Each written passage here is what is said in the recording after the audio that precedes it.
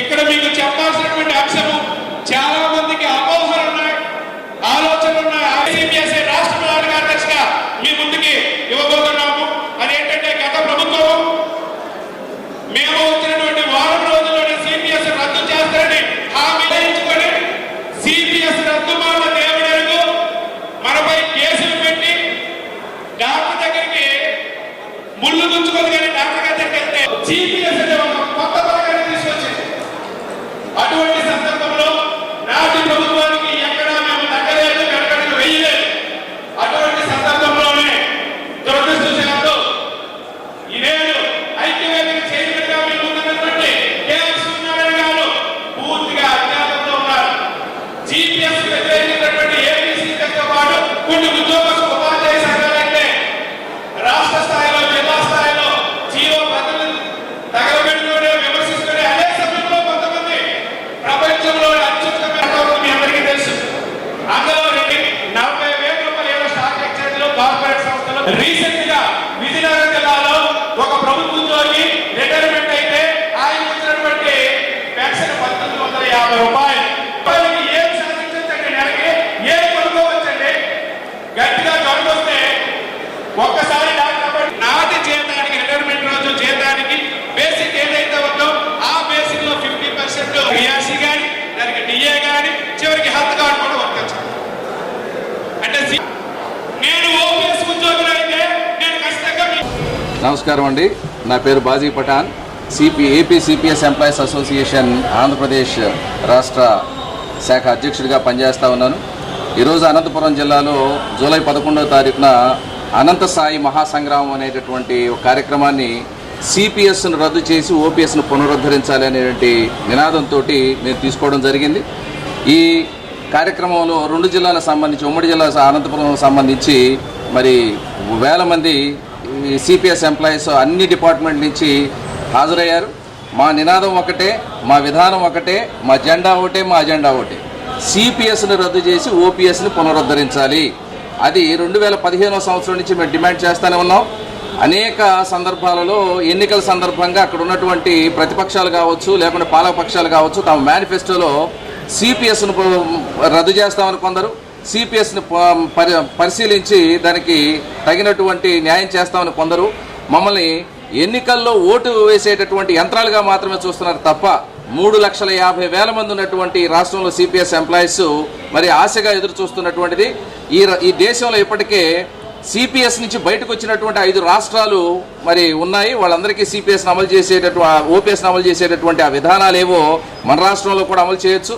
ఎందుకు అమలు చేయడం లేదు, ఎందుకు వాటి మీద నోరు విప్పడం లేదు అనేటటువంటిది మాకు తీవ్ర ఆక్షేపణగా ఉంది. ఎందుకంటే ఈ కూటమి ప్రభుత్వం కూడా ఎలక్షన్ల సమయంలో మమ్మల్ని మరి అక్కడ జరిగినటువంటి సభలు, అనేకమైనటువంటి రాష్ట్ర వ్యాప్త సభల్లో సంవత్సరం సమయం మాకు ఇవ్వండి, కూటమి ప్రభుత్వం అధికారంలోకి వచ్చిన తర్వాత కేంద్ర ప్రభుత్వంతో మాట్లాడి ఈ సిపిఎస్ విధానాన్ని పునఃసమీక్షించి మీకు అందరికీ ఆమోదయోగ్యమైనటువంటి పరిష్కారం మేము చూపిస్తాం, ఖచ్చితంగా చేస్తామని మన గౌరవ ఉప ముఖ్యమంత్రి గారు పవన్ కళ్యాణ్ గారు చెప్పున్నారు.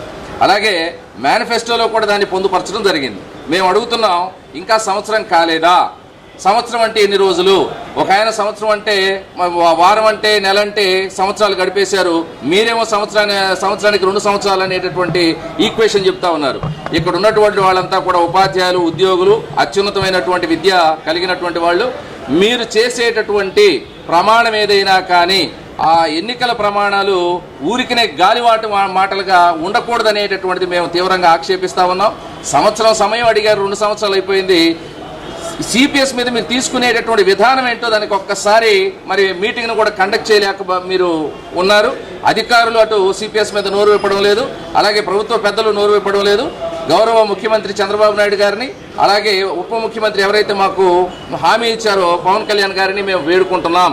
ఈ వేడుకునేటటువంటి స్వరం పెరిగి నిరసన స్వరంగా, నిరసన గళంగా మారేటటువంటి పరిస్థితి తెచ్చుకోవద్దని చెప్పేసి ఈ ప్రభుత్వాన్ని మేము వేడుకుంటున్నాం. ఇక హెచ్చరికల వరకు మేము వెళ్ళేటటువంటి పరిస్థితిని దయచేసి మీరు క్రియేట్ చేయొద్దు. ఈ రాష్ట్రంలో ఉన్నటువంటి సిపిఎస్ ఎంప్లాయీస్ అంతా కూడా చాలా నిరాశ నిస్పృహల్లో కొట్టుమిట్టాడుతూ ఉన్నారు. అనేకమైనటువంటి మాకు రావాల్సిన బెనిఫిట్స్ ఏవైతే ఉన్నాయో వాటిని కూడా ఇవ్వకుండా సంవత్సరాల పాటుగా, దాదాపుగా 8 సంవత్సరాల నుంచి మాకు డిఏ అరియర్స్ కానీ ఇంకోటి కానీ ఇవ్వకుండా మీరు వేధిస్తూ ఉన్నారు. ప్రభుత్వాలు మారుతున్నాయి కానీ విధానాలు మారడం లేదు. ప్రభుత్వ పెద్దలు మారుతున్నారు కానీ, చైర్లో ఉండేటువంటి వ్యక్తులు మారుతున్నారు కానీ వాళ్ళ ఆలోచన విధానం మారడం లేదు. ఉద్యోగులు అనేటటువంటి వాళ్ళని బానిసలుగా చూసేటటువంటి ఆ పద్ధతిని విరమించుకోవాలని ప్రభుత్వానికి మేము హెచ్చరిక చేస్తూ ఉన్నాం. అధికారులు ఎవరైతే అఖిల భారత స్థాయి అధికారులు ఉన్నారో మరి ఉద్యోగుల మీద చేస్తున్నటువంటి దాష్టికం ఏదైతే ఉందో, వాళ్ళు సాగిస్తున్నటువంటి మరి నోటి దురుస్తనం ఏదైతే ఉందో దాన్ని అదుపు చేయవలసినటువంటి బాధ్యత ప్రభుత్వానికి ఉన్నది. అలాగే అధికారులు కూడా నోరు దగ్గర పెట్టుకుని మాట్లాడవలసిందిగా కోరుతా ఉన్నాం.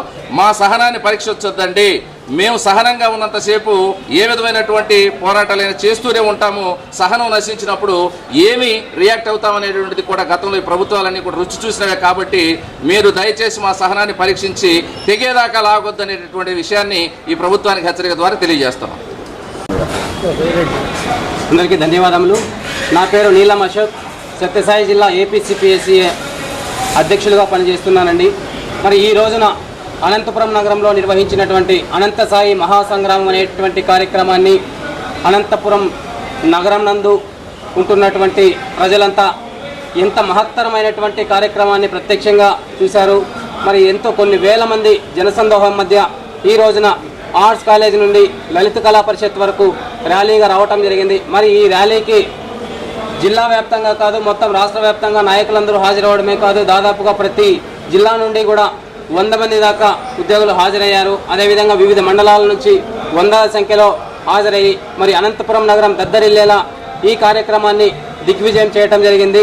మరి రాష్ట్ర ప్రభుత్వానికి ఒకటే విజ్ఞప్తి, అంతకు మించితే విజ్ఞప్తిని మన్నించకపోతే అది హెచ్చరిక కూడా అవుతుంది. మరి గత ప్రభుత్వం తీసుకున్నటువంటి నిర్లక్ష్యపు విధానాలు ఏ విధంగా ఉన్నాయనేటువంటిది ఉద్యోగులు ప్రత్యక్షంగా అనుభవించారు. మరి ఇటువంటి నిర్లక్ష్య ధోరణే ఈ ప్రభుత్వం కూడా అమలు చేస్తే మరి ప్రభుత్వ ఉద్యోగులందరూ కూడా ఏకమై మరి రాబోయేటువంటి ఎలక్షన్స్లో గత ప్రభుత్వానికి పట్టించినటువంటి గతనే ఇక్కడ కూడా పట్టించడం జరుగుతుంది. మరి ఉద్యోగులంతా కూడా గత 4 సంవత్సరాల నుంచి స్తబ్దంగా ఉన్నటువంటి స్థాయి నుండి మరి ఈ రోజున కొన్ని వేల మంది ధైర్యంగా రోడ్ల మీదకి వచ్చేసి తమ యొక్క హక్కుల యొక్క సాధన కోసం పోరాడేటువంటిది మన మీడియా ద్వారా ప్రత్యక్షంగా చూస్తున్నారు. మరి ఇలాంటి తరుణంలో ప్రభుత్వాలు ఇప్పటికైనా మేల్కొని మరి ప్రభుత్వం ఏర్పాటైనటువంటి 2 సంవత్సరాల తర్వాత కూడా ఎటువంటి నిర్ణయం తీసుకోకుండా మరి మన పవన్ కళ్యాణ్ గారు ఎలక్షన్ సందర్భంగా సంవత్సరంలో నేను జీపీఎస్ కంటే యూపీఎస్ కంటే ఉన్నతమైనటువంటి ఓపీఎస్ పరిష్కారాన్ని చూపిస్తాను, పూర్తిగా సిపిఎస్ రద్దు చేయలేకపోయినప్పటికీ కూడా దాదాపుగా ఓపీఎస్ స్థాయిలో మీకు పెన్షన్ సిస్టమ్ అనేటువంటిది మార్చడం జరుగుతుంది. మరి నేను ప్రత్యక్షంగా నా ఇంట్లో ఉన్నటువంటి కుటుంబ పరిస్థితిని చూశాను. మా నాన్న ప్రభుత్వ ఉద్యోగి, మరి ఆయన రిటైర్ అయ్యారు. మరి రిటైర్ అయినటువంటి ఒక ఫ్యామిలీ వ్యవస్థ అనేటువంటిది ఏ విధంగా పెన్షన్ పైన ఆధారపడుతుంది అనేటువంటి అంశాన్ని ఆయన ప్రత్యక్షంగా వివరిస్తూ మనకి ఎన్నికల్లో పదే హామీ ఇచ్చారు. మరి అలాంటి పవన్ కళ్యాణ్ గారు ఈ రోజున ముఖం చాటేసి ఉద్యోగుల్ని దగ్గరకు రానియకుండా కనీసం అపాయింట్మెంట్ కూడా ఇవ్వకుండా తిరుగుతున్నాడు. మరి ఇలాంటి తరుణంలో మేము ఎవరిని అడగాలి, ఏ విధంగా అడగాలి అనేటువంటి అవకాశం కూడా మాకు ఇవ్వలేదు. ఇలాంటి సందర్భంలో ఉద్యోగులందరూ కూడా తమ యొక్క హక్కుల యొక్క సాధనని మరి ప్రత్యక్షంగా అమలు చేసే తప్పిస్తే మరి ఉద్యోగులందరూ ఏకమై తిరిగి మునుపటి స్థాయిలో చూశారు. ఇందాక మరి గత కొన్ని సంవత్సరాల కింద ఏపీసీపీఎస్ అనేటువంటి కొన్ని యూనియన్ కొన్ని లక్షల మందితో మరి ఉద్యమాలు చేసినటువంటి తీరు అందరికీ తెలిసినటువంటి విషయమే. మరి ఇదే ఏపీసీపీఎస్సీ యూనియన్ సిపిఎస్ను రద్దు చేయకపోతే మరి రాబోయేటువంటి 2 సంవత్సరాల్లో తీవ్రంగా ఉద్యమించి మరి ఉద్యోగులందరినీ ఏకం చేసి మరి ఎలక్షన్స్ టైంలో వచ్చేటప్పటికి మరి పూర్తి స్థాయిలో ప్రభుత్వాన్ని మార్చుకోవడం కూడా మా చేతుల్లో ఉంటుంది అనేటువంటిది మనము గత ఎలక్షన్స్లోనే చూసాము. మరి ఇలాంటి సందర్భంలో ప్రభుత్వానికి మేము చేసేటువంటి విజ్ఞప్తి ఏమంటే మరి మీరు రాబోయేటువంటి సెప్టెంబర్ 1 లోపున ఏదో ఒక నిర్ణయం తీసుకోకపోతే మరి అక్కడి నుంచి మా ఉద్యమాలు తీవ్రతరం చేసి మరి ఎలక్షన్స్ లోపే మేము మా ఉద్యమాలని రెట్టింపు స్థాయిలో చేసి మరి ఉద్యోగులందరూ కూడా ప్రభుత్వానికి వ్యతిరేకంగా మరి ప్రచారం చేయడం కాదు కానీ ప్రభుత్వానికి వ్యతిరేకంగా నిలబడడానికి అంటే హక్కుల యొక్క సాధన కోసం నిలబడడానికి కృషి చేస్తామని చెప్పేసి విన్నవించుకుంటానండి. థ్యాంక్ యూ, ధన్యవాదాలు. రద్దు చేయి సిపిఎస్ విధానాన్ని ఫాలో చేయొచ్చు కదండి ప్లీజ్. అందరికీ నమస్కారం. మీరు వీడియో చూస్తున్నారు కానీ సబ్స్క్రైబ్ చేసుకోవడం లేదు. దయచేసి సబ్స్క్రైబ్ చేసుకోండి, మాకు సపోర్ట్ చేయండి.